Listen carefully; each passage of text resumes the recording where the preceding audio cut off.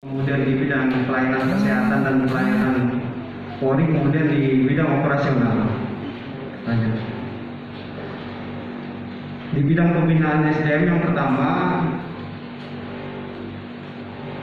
jumlah personil Polres Lahat saat ini pada tahun 2020 berjumlah 633 orang, terdiri dari 68 perwira, 553 bintara dan 12 PNS.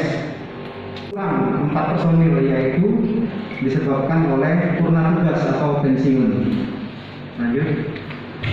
Di bidang pembinaan SDM juga tahun 2020 ini Polres Lahat telah dari 7 personil Fajar Bulan dalam rangka ungkap kasus pembunuhan dan pemerkosaan, kemudian 1 personil Polsek Merapi prestasi mengungkap kasus 3C, kemudian 7 personil gabungan Reskrim dan Polsek Bitung Barat prestasi juga mengungkap kasus 3C, 2 personil Satgas Narkoba mengungkap kasus narkoba, kemudian 5 personil Satintel yang telah berhasil mengungkap kasus 3C, 1 personil Kikim Tengah yang berdedikasi dalam tugas, 1 personil Polsek Jarai yang berdedikasi dalam tugas, 4 personil SDM.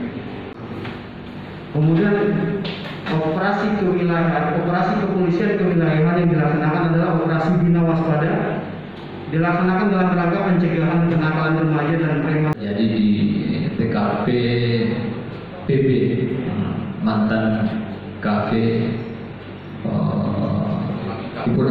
bekas kafe. Siap.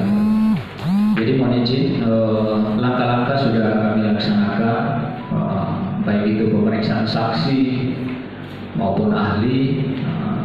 Kemudian mohon izin, memang kemarin belum sempat kami gelarkan,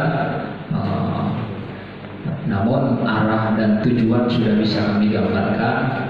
Mungkin di tahun 2020 awal 2021 bisa kami melakukan press release dan kami akan sampaikan kepada rekan-rekan awak media.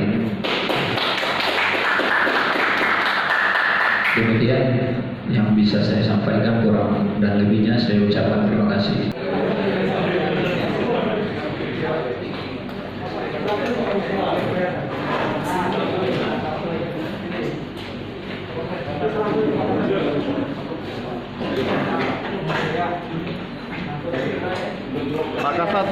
Pak Kasat